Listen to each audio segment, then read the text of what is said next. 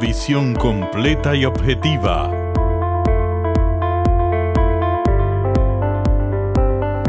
Del acontecer mundial. Presentamos Geopolítica con Nelson Encarnación. Buenos días, amigos y amigas, gracias por estar con nosotros para esta jornada de este domingo, habitual Geopolítica en el día que comienza la semana. Vamos a ver lo que ha ocurrido en la semana que acaba de finalizar y lo que pudiera ocurrir según nuestra particular visión, lo que pudiera ocurrir en la próxima semana con los acontecimientos que han dominado la agenda del país y del mundo. Así que vamos a ver cómo anda este mundo, el mundo según Leandro. Saludos, buenos días a todos los amigos televidentes de Geopolítica. Aquí estamos para otro capítulo como cada domingo, listo, convencido y preparado para seguir haciendo comunicación de compromiso, muy a pesar de todos los embates que puedan ocurrir tanto en el mundo como en República Dominicana. Aquí estamos.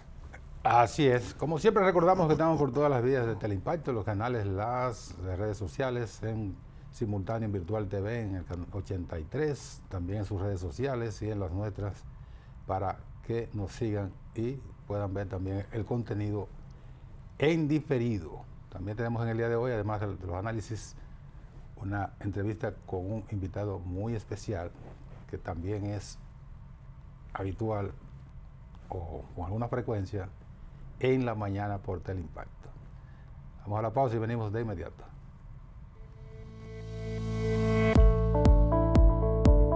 Geopolítica con Nelson Encarnación. En breve, volvemos. Este es un homenaje a todos aquellos que alguna vez compraron y guardaron algo para su casa futura. Cualquier día estoy seguro será. Formaremos un lugar llamado hogar. Será, será, será. Y será el nuevo amanecer de un color muy distinto al que siempre creímos ver. Será, será, será. Mientras cada día brille el sol, siempre habrá un mañana y un lugar nuestro para amar. Será, será, será. Tu casa, villa o local comercial que algún día será, ya es. Del 2 al 31 de julio llega Expo Hogar Banreservas, con tasas desde 8% hasta 90% de financiamiento, modalidad de cuota flexible y hasta 20 años para pagar. Banreservas, el banco de todos los dominicanos. Antes, había lugares donde llegar era un reto, que el vehículo aguantara y que el camino no se hiciera eterno. Hoy, el gobierno de la República Dominicana sigue avanzando.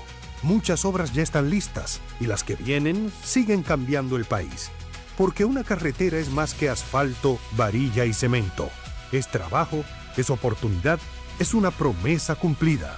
Es llegar seguro, con vías bien iluminadas, asistencia 24/7 a través del 511 y obras que conectan comunidades, regiones y destinos. Menos vueltas, más tiempo donde quieres estar.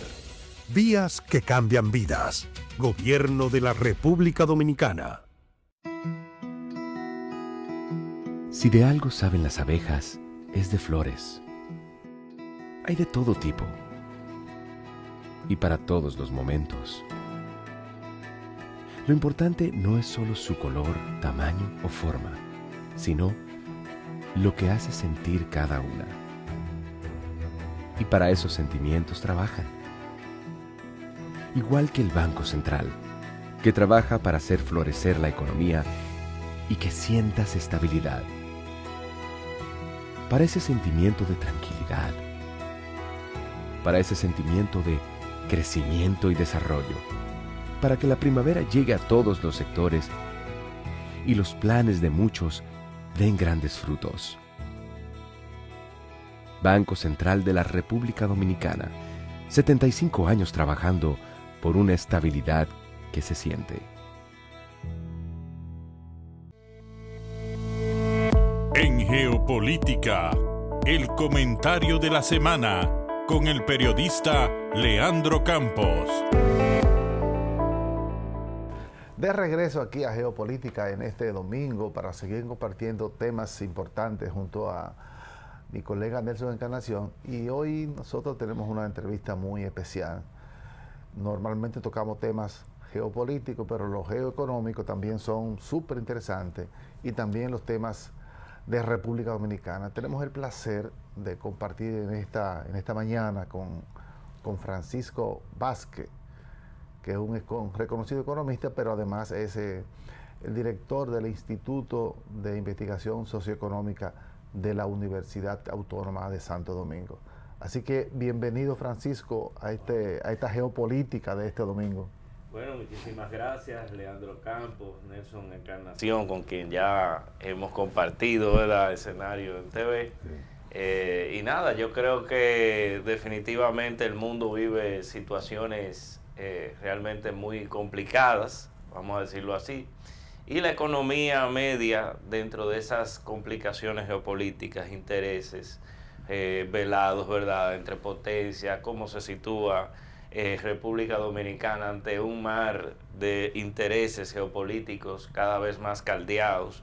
Yo creo que nuestro país debe contemplar esos escenarios y tomar las decisiones más correctas y más adecuadas para la estabilidad política y económica de nuestro país. Sobre todo que nosotros somos las víctimas colaterales de este choque de intereses globales.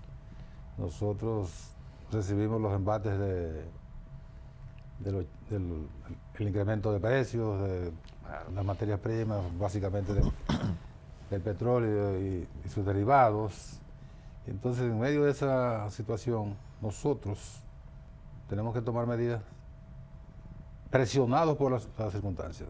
En este ambiente, ¿tú crees que se han ido tomando las medidas más o menos adecuadas o las que se han podido tomar? Bueno, yo digo que en materia económica las medidas que se han implementado responden sencillamente a una posición de reacción ante un escenario en donde nosotros no controlamos realmente los elementos ni las variables que inciden en la geopolítica internacional y sobre todo las repercusiones que tiene en la economía mundial y en consecuencia en la economía dominicana. ¿Cuáles son las medidas que se han tomado con respecto a este escenario geopolítico y económico mundial que no controlamos? Bueno, lo clásico, ¿verdad? Desde el punto de vista fiscal, recurrir a los subsidios que de alguna manera alivian o acolchonan el shock o el golpeo de la situación económica mundial en los bolsillos de las familias, pero que definitivamente en el plano de lo financiero, de la sostenibilidad de las finanzas públicas, tiene un impacto a largo plazo, en el corto y en el largo plazo, que es mayores niveles de compromisos de deuda, es decir, la carga de intereses va a aumentar si no se ajusta la estructura fiscal de nuestro país, y definitivamente que lo que se trató hace un mes con respecto a las medidas pro crecimiento y pro empleo no es más que una medida de política fiscal o lo que llamamos una reforma fiscal de baja intensidad. ¿Por qué yo le llamo de baja intensidad? Bueno, porque lo que busca es suplir una necesidad coyuntural, que son los 50.000 millones anuales que se va a llevar el subsidio a los combustibles, a la energía eléctrica y a otros rubros que son los que permiten un cierto acolchonamiento de los precios. Y los precios son enemigos de la estabilidad económica y de la estabilidad política. Por eso el gobierno, yo creo que ha ido... Lo fundamental queda ahí, que es lo estructural.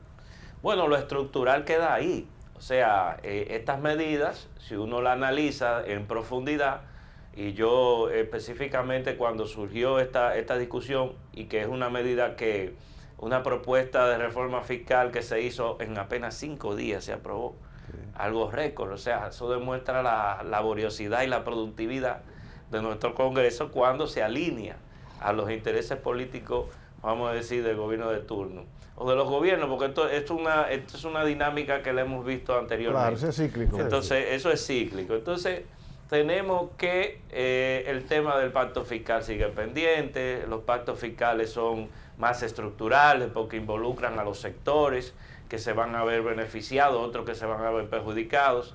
Y yo creo que es fundamental que la República Dominicana establezca prioridades. Necesitamos enfocar el tema de nuestra fiscalidad en función de los objetivos de desarrollo nacional. Tenemos que recaudar más, evidentemente, porque ni siquiera estamos a la par de nuestros socios latinoamericanos, que recaudan un 23%, nosotros apenas llegamos a un 15%, es decir, que hay un 8% ahí que se está desperdiciando, vamos a decir, potencialmente no se está aprovechando, porque tenemos el espacio para lograrlo. Mira, hay 5% ahí de exenciones fiscales, hay de evasión hay un 3%, es decir, tenemos ahí un 8%, y de eficiencia administrativa de la gestión de los tributos, yo creo que se puede recuperar de un 2 o un 3%. O sea que tenemos el espacio ahí y necesitamos invertir en infraestructura productiva, pero necesitamos mejorar sobre todo la capacidad y la productividad educativa dominicana para posicionar a la República Dominicana en la nueva realidad de la economía mundial, que es la economía del conocimiento. Sí. Vamos a llegar ahí de manera puntual, pero yo quisiera ver en el contexto internacional, en los últimos días, y ha sido recurrente, sobre todo el presidente Donald Trump, en cada vez que le da un pique con cualquier país, él se la arrebata con un arancel de un tipo o de otro. Y recientemente se incluyó a la República Dominicana. En términos globales, ¿cómo tú valoras esa política económicamente y cómo eso podría impactar a la República Dominicana a partir de las nuevas imposiciones? Mira, no se puede entender esta nueva andanada de aranceles unilaterales, punitivos, por parte de Estados Unidos, sin la decisión del Supremo estadounidense a través de una condena reciente, de una sentencia que prohibió eso. Entonces, ¿qué pasa? Que reformula el gobierno de los Estados Unidos estas nuevas medidas arancelarias partiendo de un argumento legal que es el trabajo forzoso. ¿De cuándo a dónde el gobierno de Estados Unidos es pro defensa de los derechos de los trabajadores? Y sobre todo Donald Trump, pero ese es el tema, el argumento, ¿cómo le dicen? El señuelo para que el Tribunal Supremo, atendiendo, ¿verdad?, a esa prerrogativa presidencial cuando se trata de vulneración de los derechos humanos o cualquier otro elemento que haga o que coluda con los, digamos, con los principios y valores de la Constitución estadounidense, pues entonces lo puedan validar y no lo puedan revertir a través de una decisión o una condena de un tribunal, en este caso del Tribunal Supremo. Pero de todos modos, viéndolo ya como efecto hacia la economía mundial, estamos sencillamente ante una medida que busca retardar y busca contener el avance, yo digo que irremediable, de China en la región y el mundo. O sea, lo que estamos viendo ahora mismo es que a través de una medida que supuestamente busca corregir una intención con respecto al trabajo forzoso de ciertos países, importando mercancías de países que supuestamente no respetan eso. ¿Y de quién se está tratando eso? Eso es de China. Es de China, es sencillamente que República Dominicana y 66 países no están obtemperando, o sea, no están asumiendo una directriz supuestamente de la OMC que busca impedir que usted compre mercancías o productos de países que no respetan esos derechos fundamentales de los trabajadores. ¿Y de quién se está hablando de forma velada? De China, son de las importaciones chinas. Sí, porque es una carambola, ¿eh? Exacto, entonces... No la golpea directamente, pero al final, aunque la menciona también. Al final, no podemos ver esto sencillamente desde un plano de los principios y desde una envoltura moral. Esto es geoeconomía y geopolítica metida de sopetón, vamos a decirlo así, de manera directa en medidas económicas. Y por eso es fundamental el tema aquí de vincular la geopolítica con la economía, porque ya lo que se está viendo actualmente, que está incidiendo en las relaciones comerciales y en la economía mundial, son los elementos geopolíticos, son los bloqueos económicos, son las restricciones a las exportaciones de los países ricos hacia los pobres.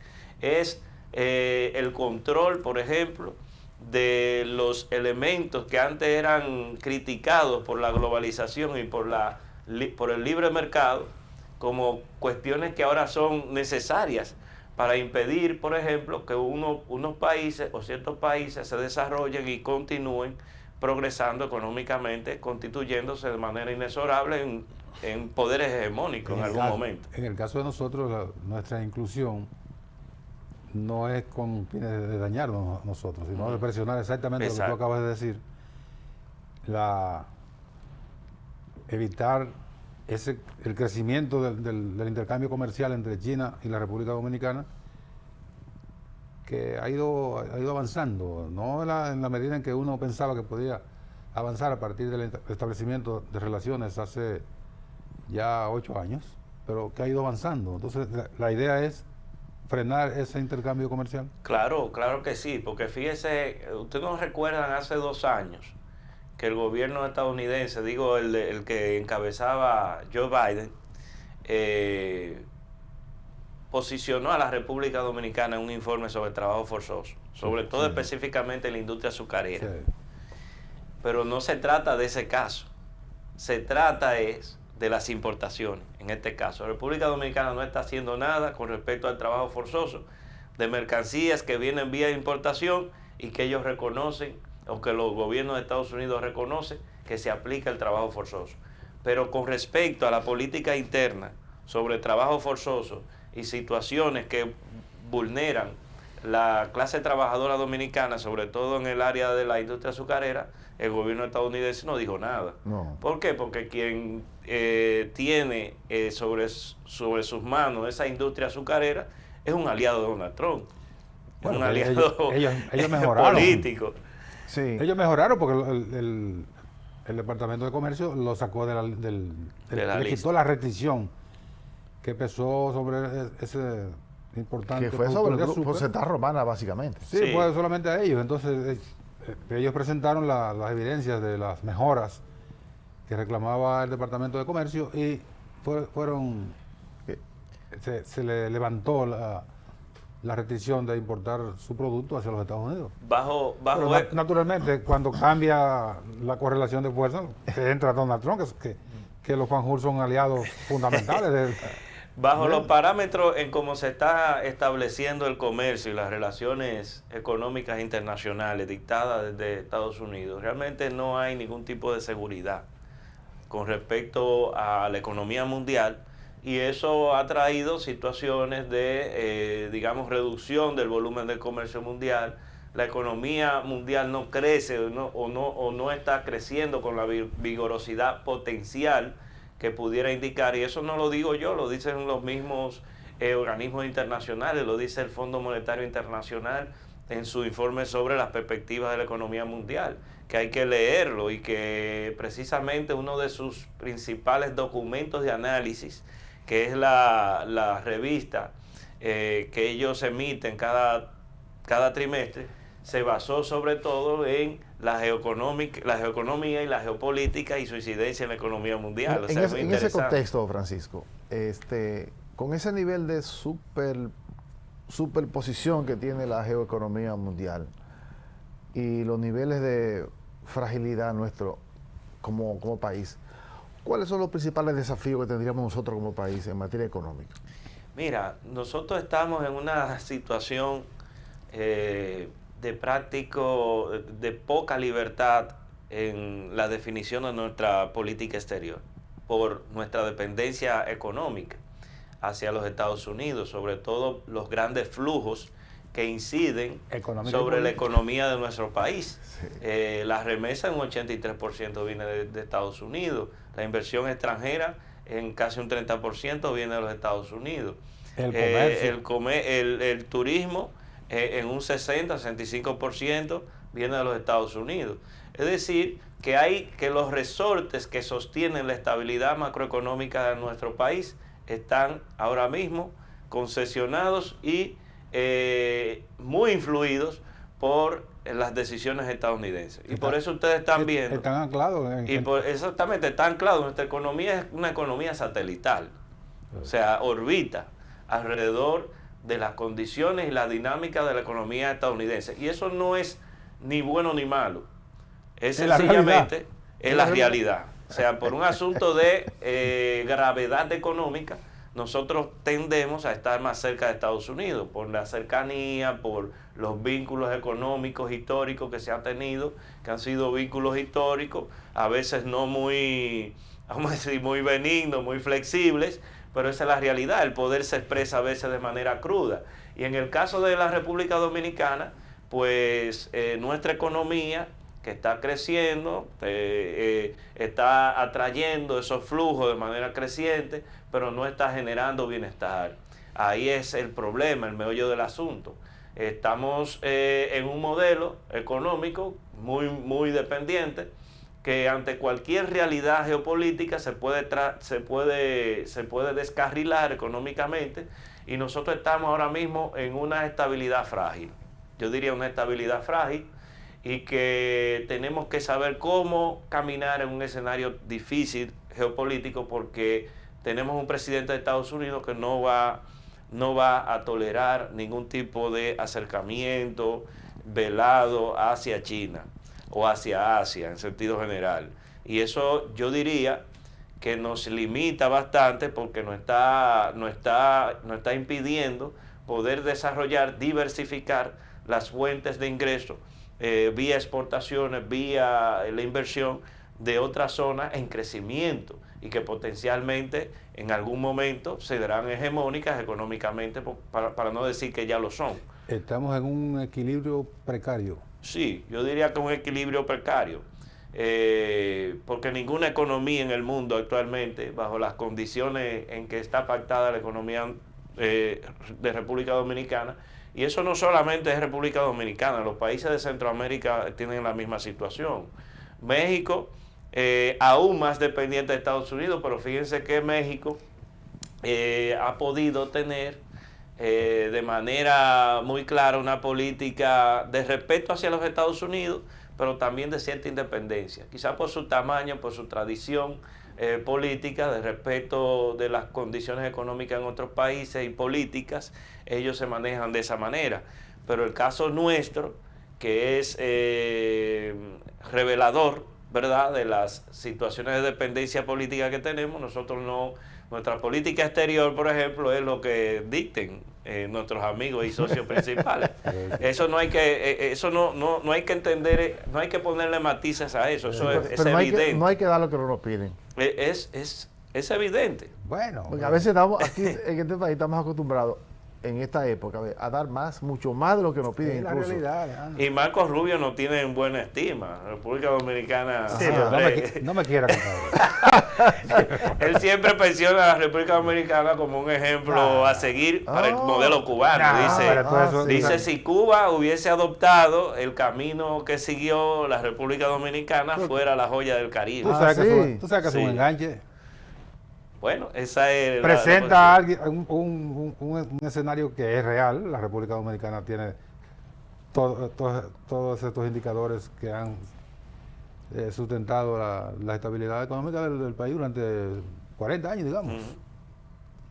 Entonces es un buen enganche para ponerlo como espejo de lo que pudiera ser Cuba. Sí, pero ¿a qué costo? Se sabe que todo eso es subterfugio. Sí, es que este es un país muy atractivo. Le decía a Leandro fuera de cámara que República Dominicana es un destino muy apetecible para cualquier inversionista extranjero, por las facilidades que hay aquí en este país y las garantías que se le da a la inversión extranjera. Por eso vemos que la inversión extranjera ya a mitad de junio, O sea, al primer semestre tenemos más de 3.000 millones de dólares. Vamos a superar, cada año superamos el año anterior y convertimos eso en un hito. ¿Por qué? Porque aquí al que viene a invertir en zona franca, prácticamente cero tax. En turismo tampoco.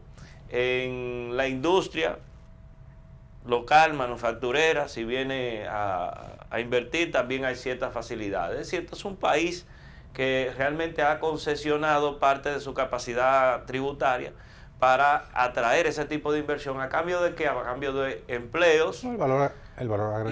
Y el valor agregado, esos empleos y esas exportaciones, ¿verdad? Esos dólares que muchos no se quedan aquí, muchos se repatrian hacia las casas matrices de esas empresas, pero hay ese barniz económico de que nosotros estamos avanzando, que estamos bien, etcétera, etcétera.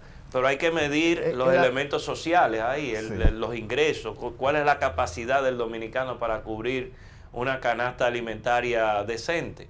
Sí, que ese es otro tema. Pero mira que, escúchame Leandro, para que terminar con la inversión extranjera directa, hay en este último informe del Banco Central, da un detalle que llama mucho la atención, y es que de 3.000 y pico de millones, solo 1.000 y algo fueron nuevas inversiones, no fueron reinversión de utilidades, que también, si bien puede caer dentro de la IE, pero no es real, porque hubo una inversión que los dueños no quisieron repatriar, reinvirtieron, pero sí ahí hay que resaltar que lo hicieron por las condiciones que tiene el país. Por eso yo siempre no me fío mucho. Las estadísticas hay que ver la metodología de su estructuración. Eso pasa también con el tema de la pobreza monetaria. La pobreza monetaria tiene ahí incluido no solo los ingresos de trabajo. Para mí, yo creo que lo fundamental es medir cuánto usted gana de su trabajo y cuánto eso le es suficiente para cubrir una canasta mínima que mide la frontera entre una persona pobre y no pobre.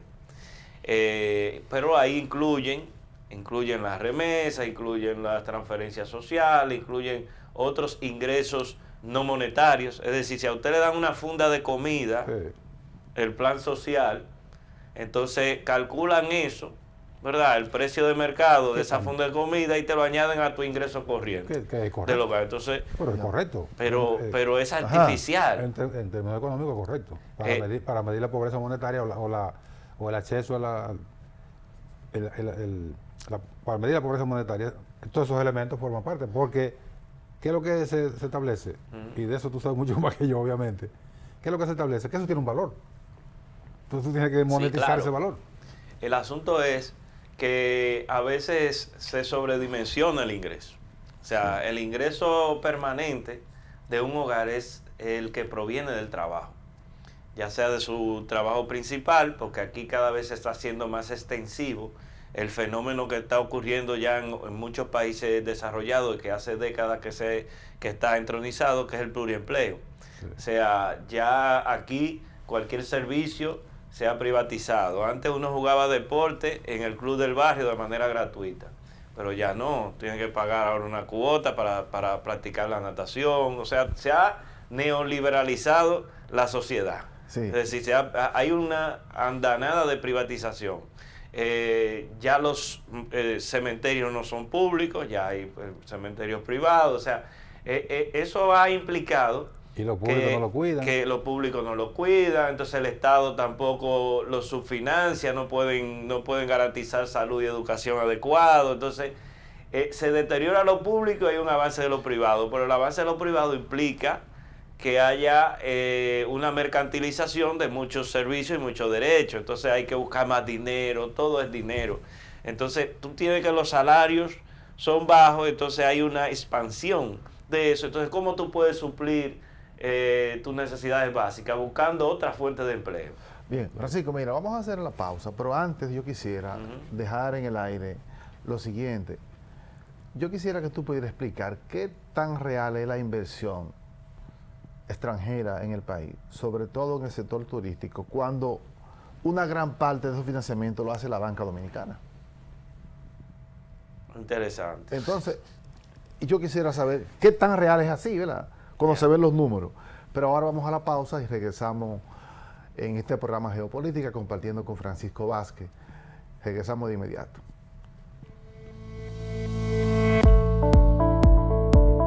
Geopolítica con Nelson Encarnación. En breve, volvemos. Este es un homenaje a todos aquellos que alguna vez compraron y guardaron algo para su casa futura. Cualquier día estoy seguro será. Formaremos un lugar llamado hogar. Será, será, será. Y será el nuevo amanecer de un color muy distinto al que siempre creímos ver. Será, será, será. Mientras cada día brille el sol, siempre habrá un mañana y un lugar nuestro para amar. Será, será, será. Tu casa, villa o local comercial que algún día será, ya es. Del 2 al 31 de julio llega Expo Hogar Banreservas, con tasas desde 8% hasta 90% de financiamiento, modalidad de cuota flexible y hasta 20 años para pagar. Banreservas, el banco de todos los dominicanos. Antes, yo salía con mi camioneta cargada y llegaba por la mitad. Perdía muchísimo tiempo. Hoy, esta carretera lo cambió todo. Entrego a tiempo, mi producto llega nítido y mi negocio no para de crecer, porque no solo es vender más, es volver a mi casa tranquilo. El gobierno de la República Dominicana trabaja para que cada viaje sea más seguro, con más iluminación, mayor presencia en las carreteras y asistencia 24/7 a través del 511. Obras que conectan comunidades, regiones y destinos. Menos vueltas en el camino, más tiempo donde importa. Vías que cambian vidas. Gobierno de la República Dominicana.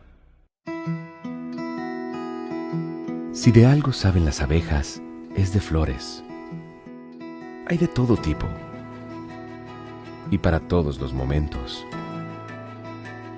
Lo importante no es solo su color, tamaño o forma, sino lo que hace sentir cada una. Y para esos sentimientos trabajan. Igual que el Banco Central, que trabaja para hacer florecer la economía y que sientas estabilidad. Para ese sentimiento de tranquilidad. Para ese sentimiento de crecimiento y desarrollo.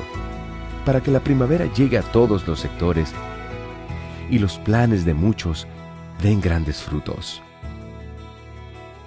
Banco Central de la República Dominicana, 75 años trabajando por una estabilidad que se siente.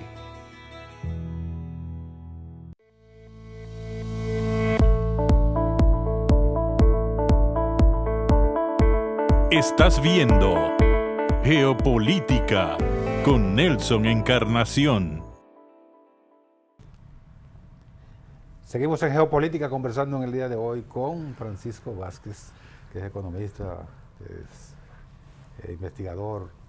Y Leandro le dejaba, cuando nos fuimos a la pausa, una pregunta que tiene que ver con la inversión en turismo, que Leandro cree como que ahí hay, como que se enmascaran cifras y otras cosas para dimensionar algo que él entiende que no existe. Tenemos una visión totalmente diferente, pero son visiones contradictorias que tenemos. Eso es normal en un ambiente como este. Pero vamos a dejar que sea Francisco quien desarrolle la respuesta a esa pregunta de Leandro. Miren, yo creo que el turismo República Dominicana lo pudiera constituir como un gran pilar de nuestra economía, pero no como el pilar fundamental por una serie de cosas. Primero, es una actividad económica muy frágil y muy dependiente de las condiciones externas. Y con ello, por ejemplo, de esos temas de geopolítica que hemos tratado y desde luego hay que tenerlo como un eje adyacente, ¿verdad?, fundamental de nuestra economía por los atractivos que tiene la República Dominicana. Sin embargo, hay que tener en cuenta el costo, ¿verdad?, de mantener una actividad como esta. República Dominicana destina de 12.000 a 14.000 millones de pesos en exenciones para el sector, ¿verdad? Esa es una parte. O sea, no es una inversión extranjera que llega aquí sencillamente porque cree en la República Dominicana. Hay ciertas ventajas de invertir en la República Dominicana y una de ellas son las facilidades tributarias, que son instrumentos de atracción de inversión extranjera legítima, o sea, se utilizan en muchos países. Sin embargo, yo creo que esas inversiones en el sector turístico y sobre todo tratándose de la concesión tributaria que se le da por X cantidad de tiempo, debe analizarse y debe estar sujeta a evaluación. Es decir, todo proyecto turístico que asume, ¿verdad?, o se asume beneficiario de esas facilidades, debe tener un análisis antes del proyecto y durante el desarrollo del proyecto y sus resultados. Y de ahí, de ese análisis, debe determinarse si ese proyecto se va a continuar apoyando desde el punto de vista de los impuestos y de las facilidades. Yo creo que ahí ese es el elemento que ha fallado aquí. O sea, no es que esos proyectos lleguen, se le dé el dinero, el Estado se haga participador o copartícipe de esa inversión, porque de manera indirecta lo está haciendo, y suelte eso. Y al final el proyecto que te dijo que te iba a generar 200, 300 empleos no genera 50. Claro. Entonces hay parte de eso. Claro, no toda inversión en el sector turístico se ha quedado corta. Otras resultan ser exitosas.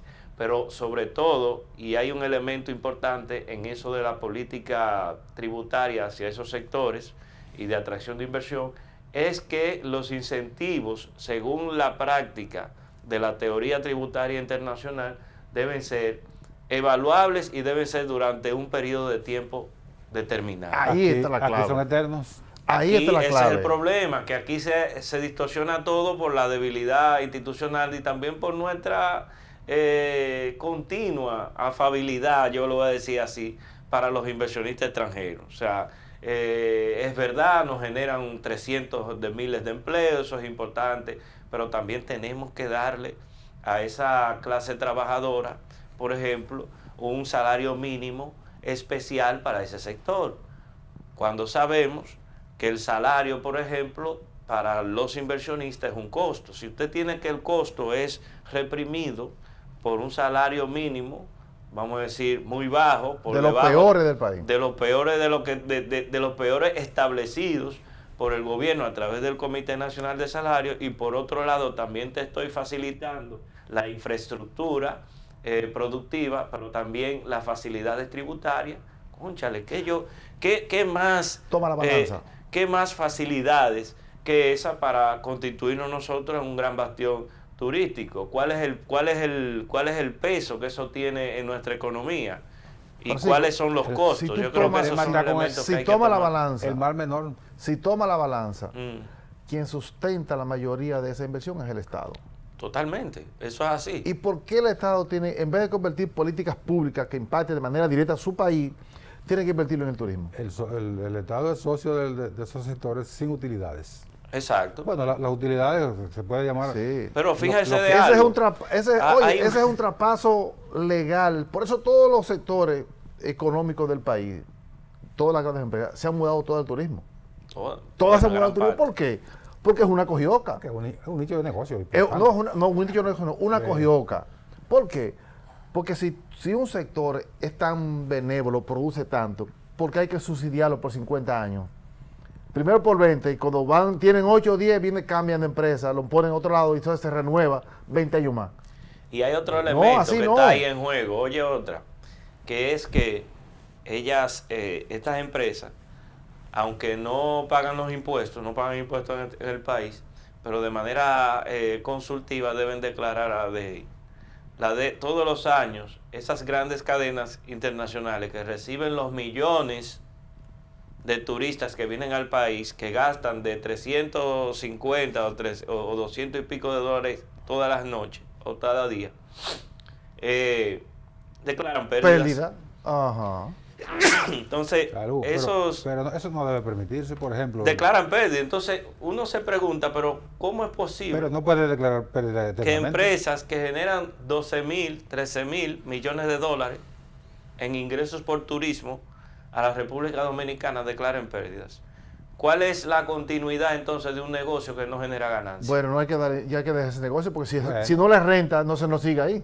Entonces, eso sustenta en gran parte la preocupación que tienen muchos dominicanos con respecto Claro. al sector, que eso es un sector que ha sido prohijado, mimado por el Estado. Claro. En otros países te dan incentivos hasta determinados años. Si tú no demuestras que puedes sustentarte, te disuelven el negocio y te dicen, usted lo que tiene un hobby. E incluso, te dicen un holiday tax, eso es como una vacaciones Ajá. de impuestos. O sea, eso Claro. es vamos a decir, un paraíso fiscal mínimo para ese sector. Una cogioca, un buen dominicano. Y entonces, fíjese otro, hay que sectorizar los incentivos que se dan a ciertos sectores. Por ejemplo, si usted quiere desarrollar el polo turístico Montecristi, bueno, por ahí hay que apoyar. Claro. Ahora, Bávaro, Punta Cana, yo creo que ya basta. Ese es un sector o una zona conocida mundialmente. Incluso la marca Punta Cana y Bávaro es conocida más que el país. Sí. Más que el país, más que la Sí. República Dominicana. Yo estudié en Europa durante varios años y la gente decía, yo he ido a Punta Cana, pero ese es mi país. No, pero que esa es una isla en el Caribe, decían. Pero que se llama, pero que ese Punta Cana que tú mencionas es la República Dominicana, es una zona de mi país que es un punto turístico. Y ellos no lo creían, ellos creían que habían llegado a una isla A un país independiente. del Caribe, Sí. porque llegan en un avión, ven que llegan a Punta Cana, no salen de ahí porque es un turismo de enclave, no está desconectado con la cultura, la historia y el pueblo dominicano. Entonces ese es el problema, hay que desarrollar un turismo más vinculado a las comunidades, a los dominicanos. Por ejemplo, el turismo que está desarrollando Colombia es un turismo que integra a la población, porque la gente va a Bogotá, va a Medellín y se gasta en la población. Y se gasta en los pueblos, en las comunidades, lo sienten los comercios Claro. de esa zona. Pero el modelo turístico nuestro de Sol, Playa y Arena es de enclave, es decir, el turista llega ahí, se instala, dura una semana, dura unos días y se va directamente al aeropuerto. No hay vínculo ahí con la ciudadanía. Está concentrado. O sea, pero hay que tratar de diversificarlo, es lo que digo, para que sea más impactante en la población Pero yo digo, que lo acoge. Yo digo, Francisco, que se mide el mal menor, porque ¿qué es lo que dice la lógica? Que aunque no lo pregonen, pero es la lógica que se deriva. Bueno, le damos los incentivos, se mantienen permanentes, anclados, amarrados a un incentivo, pero tenemos la creación de empleo, tenemos el consumo interno, todo esto, lo que se derrama ahí. Entonces, ponen en la balanza, esa balanza que tú quieres establecer, Leandro, en cuál es el mal menor. Si le quitamos los incentivos y se pueden ir a otros territorios, o mantenemos esos incentivos que reditúa por otra vía. Es una lógica más o mira, menos. claro, mire, ahí juega mucho el tema de cómo se compite a nivel internacional en nuestros países. Es decir, los países pequeños de Centroamérica, el Caribe, peleamos o buscamos dar la mayor facilidad a esas inversiones extranjeras porque estamos rivalizando por las mismas inversiones. Entonces eso se llama una fagocitación económica entre los mismos países, atrayendo sobre todo esas mismas inversiones extranjeras. Lo correcto sería que estos países se coordinaran y dijeran, bueno, miren, esto es lo que nos está haciendo daño, porque cada vez que nosotros peleamos por atraer más inversiones, lo que estamos es recaudando menos. y no se trata de ser el que recaude menos, sino tener un Estado funcional. Hay que tener un Estado funcional que pueda hacer una carretera, que pueda hacer una infraestructura de transporte adecuada sin tener que recurrir a préstamos. Nosotros no podemos hacer ya ni siquiera una autopista que no sea a través de una emisión de deuda con el BID o una emisión de deuda en los bonos a nivel internacional. Yo creo que eso hay que atenderlo. Si queremos facilidades para la inversión extranjera o queremos fortalecer la capacidad financiera del Estado. Yo creo que todo esto tiene que velar un balance, tiene que haber un balance. Es decir, ¿cuál es el balance? Bueno, no es que no le vamos a dar facilidades y apoyo a quienes vienen a nuestro país confiando en su estabilidad y su economía. No es eso, sino que vamos a controlar un poquito más, vamos a limitar estas facilidades tributarias y vamos a evaluar el impacto que tienen y si cumplen efectivamente con lo que se comprometieron en el proyecto inicial. Mira, finalmente hubo una reforma, digamos, en República Dominicana muy rápida, como tú dijiste en principio, y me luce a mí. ¿Aquí necesitamos más reforma o más control sobre digamos, lo que tenemos?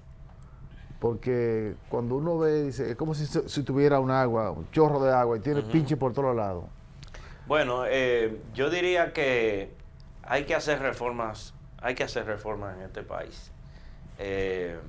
Porque primero, si dejamos el sistema de verdad. Mira, si dejamos el sistema tributario como está, es un sistema tributario que condena al pobre. Sí. Entonces no podemos tener un sistema tributario en donde el 60% de lo que se recauda es el ITEVI y los impuestos selectivos al consumo. Es decir, lo paga el rico. El consumo. Lo paga el rico en la misma dimensión que lo paga el pobre.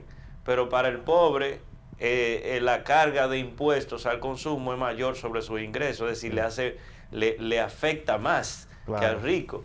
Entonces, los ricos en este país, en gran medida, no pagan los impuestos a la riqueza, los impuestos al patrimonio. Y lo que pagan lo transfieren. Y lo que pudiera pagar y lo que está a la vista, a veces lo disfraza a través de mecanismos financieros que se utilizan como las empresas offshore, que siempre hay resquicios a nivel internacional de dónde mandar esos recursos. O los evaden directamente. O sea, la evasión tiene un componente político también. O sea, no seamos tampoco inocentes en eso. No es lo mismo que yo, que tengo una actividad productiva, evada, a que lo haga un gran importador o un gran comerciante de este país. Un gran contribuyente de la campaña. O sea, eso hay que tenerlo bastante claro. Hay otras que pasan por sencillamente ineficiencias de la administración tributaria. Claro. Pero yo diría que es necesario hacer reformas. Las reformas políticamente a veces se teme a ellas, pero hay que convencer. Las reformas deben convencer a la población de su pertinencia, y yo creo que ahí es que ha faltado el elemento del convencimiento. ¿Qué queremos? ¿Qué país queremos? Queremos un país que tenga buena infraestructura, buena educación, que el sector público pueda tener o sostener una red pública de salud adecuada, claro, que tenga una seguridad social por lo menos mejor para los trabajadores, y eso implica recursos públicos. Sí. No, con una presión tributaria de un 15% no lo vamos a lograr. Francisco, hace un rato en una respuesta ampliaste bastante lo de la pobreza monetaria. Ahí incluiste el tema que incluye la metodología, el tema de las cuestiones materiales que recibe una familia o recibe una persona. Entonces, eso también se toma para referirse al informe reciente de la FAO, sí, que determina que la República Dominicana tiene hambre cero porque tiene menos de un 2% de prevalencia de la subalimentación. Entonces se cuestiona que la FAO incluya esos programas sociales, la alimentación directa por los comedores económicos, lo que reciben muchas familias como asistencia del Estado, todo eso. Entonces, ¿es válida ese cuestionamiento o es válida la medición que hace la FAO? Es válida la medición, vamos a decir, la estadística es correcta. Digamos que la subalimentación es mínima en la República Dominicana, menos de 2.5, y teóricamente, y por eso decía que las estadísticas hay que ver la metodología y lo que expresa. Técnicamente podríamos decir que la prevalencia de subalimentación es mínima en la República Dominicana. Pero hay un dato que también lo emite la FAO, que es de la inseguridad alimentaria, sí, que yo creo que es clave. Y esa misma estadística dice que entre 40 y 45% de la población en República Dominicana sufre de inseguridad alimentaria crónica o moderada. Por la fragilidad. ¿Cuál es la diferencia entre ese 2.5 y el 40-45% de inseguridad? Que una mide, por ejemplo, la ingesta calórica. Ahí no te está diciendo si está alimentándose bien o mal, sino que tiene una X consumo de calorías que pudiéramos decir, se está llenando la barriga, vamos a decirlo así. El que comió plátano con coditos está bien comido. Exactamente. Entonces, el que se vio un refresco con 2 panes, comió. Hay calorías ahí. Entonces hay un conteo que te dice que no. Entonces, la otra a mí me parece interesante porque mide la accesibilidad de la gente a alimentos. Sí. Es decir, como a través de su salario, a través de su capacidad de ingresos, de comprar alimentos, y la capacidad productiva del país de poderlo ofertar en condiciones y asequibilidad importante. Entonces eso no cantemos victoria, ¿verdad?, de que las cosas están muy bien en República Dominicana, porque ese indicador, si bien es cierto, es positivo para el país y hemos avanzado. Realmente yo creo que aquí este país no es el país de hace 20 o 25 años. Este es un país donde hay menos pobres, hay menos hambre, eso hay que decirlo. No hay esa miseria quizás que de hace unos años atrás, pero todavía hay ciertos rezagos sociales que hay que reconocerlo. Es la verdad. Entonces, frente a quienes critican, si quitamos esas transferencias o esas entregas directas, de alimentos, ¿hacia dónde caeríamos? No, quizás no sea el mismo resultado, quizás estemos un poco por encima de ese 2.5 y ahí diríamos, bueno, hay cierta prevalencia de hambre o de hambre cero, porque hay que ver cuál es la expresión aquí. Yo creo que se ha confundido bastante, porque ellos dicen hambre cero, pero no es que no haya hambre. Ellos deberían decir su alimentación cero, no hambre cero. No sé si me entienden. Claro. Porque eso confunde. Cuando la gente le dice que en este país no hay hambre. Y ciertamente, miren, yo he visto a personas, familias, que le han entregado 2 fundas de la que da el plan social. Y ciertamente la gente lo agradece como si fuera oro. Eso. Entonces eso no te dice a ti. No tenía nada. ¿Pero busca qué tipo de comida es eso? Sí, una comida... comida dominicana. Comida dominicana. Arroz, Francisco. Habichuela, una funda de habichuela, un aceitico... Dice una vieja frase, que todo es según con el cristal con que se mide. Es el poeta, como digo. Uno escucha, y cuando yo escucho, por ejemplo, los informes de la rendición de cuentas del presidente de la República, no solamente de este, sino de todos los gobiernos pasados, asumen como un logro que más dominicanos están recibiendo subsidio, más ayuda. Y eso lo dicen como si fuera un éxito.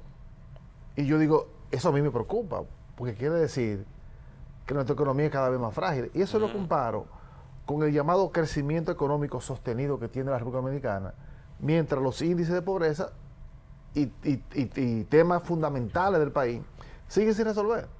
Sí. Esa balanza a mí me preocupa, porque no es posible que tú veas como un éxito que más dominicanos tienen que recibir, depender de una ayuda del Estado. Sí, eso hay contradicciones ahí, incluso hay economistas que lo han señalado. En 2 minutos, Francisco. Que lo han señalado. Ese tema de que aumentan las familias beneficiarias de los programas sociales, va en la dirección de reducir o de poner más seductoras las estadísticas sociales de este país. Por ejemplo, lo que hemos discutido, el tema de la pobreza monetaria.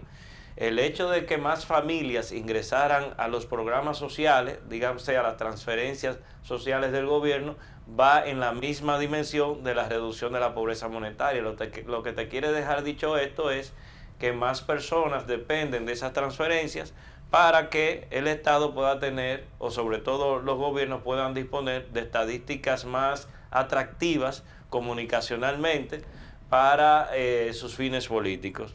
Porque esa es la realidad. Pero la realidad es que somos más pobres. O sea, hay gente que deja de ser pobre porque el Estado le ayuda. Sí. Le da un empujoncito. Pero eso es lo que sí. significa. Claro. Pero sigue siendo precario. Sigue siendo claro. precario.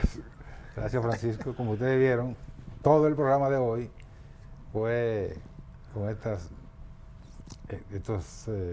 conversación bastante interesante con Francisco Vázquez. Saquen ustedes su conclusión y no le hagan mucho caso a Leandro, que Leandro está tirado por el monte. Ajá. Hágame caso a mí. Gracias Francisco. Gracias a ustedes. Gracias a ustedes. Hasta el próximo programa.